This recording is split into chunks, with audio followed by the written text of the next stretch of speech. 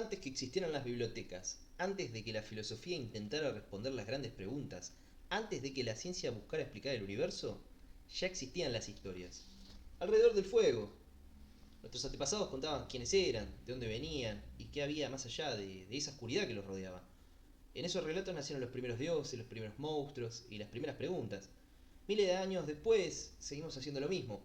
Cambiaron los libros, las ideas y las herramientas, pero seguimos buscando sentido a través de las historias. Soy Alan Legat, escritor argentino, y esto es Arzura Corner, un espacio para explorar literatura, filosofía, historia, cultura, curiosidades y los grandes misterios que acompañan a la humanidad desde hace siglos. Porque entender una gran historia es, muchas veces, entendernos un poco más a nosotros mismos. ¿Cómo están, público?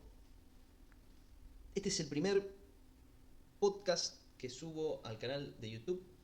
Es algo nuevo, estamos en un capítulo 0. Soy Alan, vengo de publicar cuentos, ensayos y el intento de terminar una novela corta en Substack, una app de escritores no muy conocida, es similar a Reddit o a X, simplemente que hay menos gente y no hay ese ambiente tóxico que a uno a veces ve en las otras redes sociales. Una red social para leer newsletter, que son básicamente como blogs que te van mandando al email o que se pueden leer en la app. Yo escribo literatura, más que nada cuentos y ahora una novela de géneros como terror, ciencia ficción, distopía, policial, thriller, va variando un poco, pero más que nada el terror.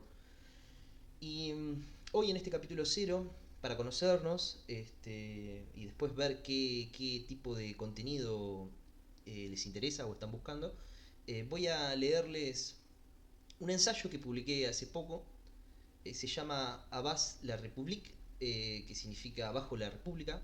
Fue en sí, podría decirse, un grito de guerra que usaron los monarquistas durante la Revolución Francesa. Es interesante tomar este grito como título, no para defender a las monarquías o a los sistemas antiguos que hubo en nuestra historia, sino para ser un poco crítico de la realidad actual que vivimos y cómo la aceptamos simplemente por vivirla. Y arranco este ensayo con un extracto de un poema que que escribió Borges en los años 60 en conmemoración de su cumpleaños. Y dice: la patria, amigos, es un acto perpetuo. Hay una costumbre que tenemos todos: mirar para atrás y pensar que la historia fue una larga cadena de errores que, por suerte, terminó en nosotros, los buenos, los correctos, los que por fin entendieron cómo tienen que ser las cosas. Como si la historia hubiera sido una escalera y justo nos hubiera tocado vivir en el último escalón. Cada época tuvo su propio relato. Ayer fueron los reyes, los imperios y la iglesia. Hoy son la democracia, el progreso y la libertad. Todos dicen haber encontrado la mejor forma de organizar la sociedad y nuestras vidas. Todos creen estar un paso delante de los que vinieron antes. Pero los hechos siguen ahí. Nuestros antepasados no fueron menos humanos por haber vivido bajo otras instituciones, como tampoco nosotros somos necesariamente más inteligentes por vivir bajo las nuestras. Quizás solo nos tocó crecer con otra propaganda. Lo curioso es que casi todas las generaciones pensaron lo mismo. Creyeron estar viviendo el comienzo de una nueva era. Pensaron que ahora sí habían encontrado el sistema definitivo. Ninguno imaginó que algún día también sería vista como una reliquia. Y eso me lleva a otra pregunta. Si uno mira la historia completa, la democracia representativa, la república y muchos de los derechos que hoy damos por sentados existen desde hace apenas unos siglos. Comparados con los miles de años de reinos, imperios y ciudades-estados, no deja de ser algo bastante nuevo. ¿Y si esto también fuera una etapa? ¿Y si dentro de 500 años la democracia se estudiara como hoy estudiamos las monarquías absolutas? No porque haya sido un fracaso, sino porque simplemente apareció una forma de organizar sociedades que todavía ni imaginamos. Lo cierto es que todas las épocas tuvieron cosas buenas y cosas malas. Ninguna fue el infierno que muchas veces nos cuentan, pero tampoco el paraíso que sus contemporáneos creían estar construyendo. Aún así, gran parte de la propaganda que comemos todos los días necesita convencernos de que vivimos en la mejor época de la historia. Porque uno cree que ya alcanzó la cima, deja de mirar por los costados, deja de reclamar, deja de hacerse preguntas. Total, ya resolvimos todos. Hay elecciones, derechos civiles, gays que se casan, mujeres que votan, internet, comida por delivery. ¿Qué más querés? Aplaudí, sonreí, apagá la luz. Ganaste. El partido ya terminó. Entonces, ¿qué son realmente las naciones? ¿Qué es una patria? ¿Qué es una civilización? Sí, como decía Borges, la patria es un acto perpetuo. Ese acto cambia todo el tiempo, cambian las leyes, cambian las fronteras, cambia el idioma, cambian las costumbres, cambia hasta la forma en que un pueblo cuenta su propia historia. ¿Es menos francés alguien que nació bajo el antiguo régimen? ¿Es más ruso quien vivió en la Unión Soviética? ¿Es más alemán quien nació después de la unificación? ¿Es más argentino quien nació en democracia? Creo que todos responderíamos que no. Entonces, ¿por qué juzgamos a las personas por el sistema político que les tocó vivir? Nadie elige el siglo en el que nace. A veces me pregunto cómo llegamos hasta acá. Quizás el problema sea que discutimos demasiado sobre sistemas políticos y muy poco sobre lo que significa ser humano. Nuestra especie existe desde hace unos 300.000 años. Y si contamos toda la evolución, estamos habitando este planeta y hablando de millones de años. En cambio, la historia escrita ocupa apenas un pedacito de todo este tiempo. Durante cientos de miles de años vivimos de otra manera, con otros ritmos, otros problemas y otras prioridades. Sobrevivimos a glaciaciones, a inviernos volcánicos y estuvimos al borde de desaparecer más de una vez. Todo eso nos fue moldeando nuestro cuerpo, nuestro cerebro, hasta la forma en la que nos relacionamos con los demás, son el resultado de esa historia larguísima. Entonces me pregunto otra vez, ¿soy menos humano por vivir en una sociedad tan compleja, tan tecnológica, tan distinta de aquella para la que evolucionamos? A veces siento que nos reinventamos tantas veces que terminamos peleándonos con nuestra propia naturaleza. Vivimos tratando de corregir nuestros impulsos, de dominar nuestros límites biológicos, de convertirnos en algo distinto de lo que somos. Y en ese camino de rechazar nuestro lado animal, quizás dejamos de lado una parte igual de importante, la espiritual. Hay algo, sin embargo, que nunca cambió demasiado. Cada vez que los seres humanos vivimos en comunidad, aparece la misma pregunta. ¿Qué es mío y qué es tuyo? ¿Qué le pertenece a una persona y qué le pertenece al grupo? Los sistemas políticos no hacen más que llevar una discusión un poco más lejos. Ya no hablan sobre solo de la tierra, de la plata o de los recursos. También discuten quién forma nuestras ideas, nuestros valores y nuestra forma de mirar el mundo. Y ahí aparece una pregunta que me parece mucho más importante que cualquier discusión entre izquierda y derecha. ¿A quién le conviene que pertenezcan nuestras ideas? ¿Al Estado? ¿Al mercado? ¿A una religión? ¿A una comunidad? ¿O debería pertenecer solamente a quien las piensa? Yo creo que pertenece a esa parte animal que todavía nos queda, al instinto, al espíritu, a esa naturaleza con la que nacemos, aunque hoy se repita que somos una hoja en blanco y que todo se aprende. Todo esto que intento explicar, como puedo, representa esa parte humana que no fue diseñada por ningún sistema político, ninguna ideología ni ningún algoritmo. La parte que sigue siendo nuestra, aunque vivamos rodeados de cosas artificiales.